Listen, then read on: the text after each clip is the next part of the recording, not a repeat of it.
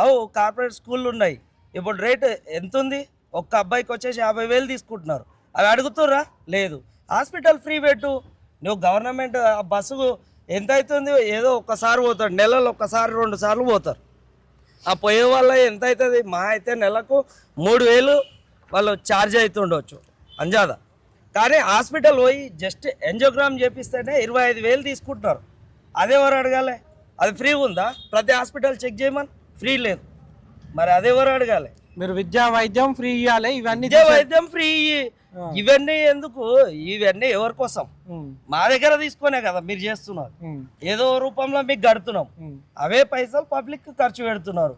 ఆ పథకం ఈ పథకం అని పబ్లిక్ ని పర్షన్ ఎందుకు చేయాలి? పర్షన్ చేయకండి.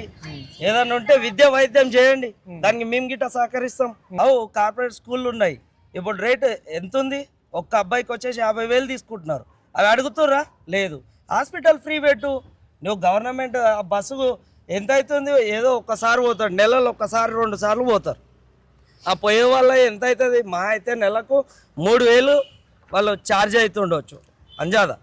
కానీ హాస్పిటల్ పోయి జస్ట్ ఎంజోగ్రామ్ చేపిస్తేనే 25,000 తీసుకుంటున్నారు.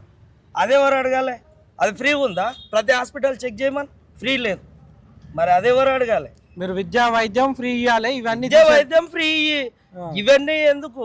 ఇవన్నీ ఎవరి కోసం? మా దగ్గర తీసుకునే కదా మీరు చేస్తున్నారు. ఏదో రూపంలో మీకు గడుతున్నాం. అవే పైసలు పబ్లిక్ ఖర్చు పెడుతున్నారు. ఆ పథకం ఈ పథకం అని పబ్లిక్ ని పర్షన్ ఎందుకు చేయాలి? పర్షన్ చేయకండి.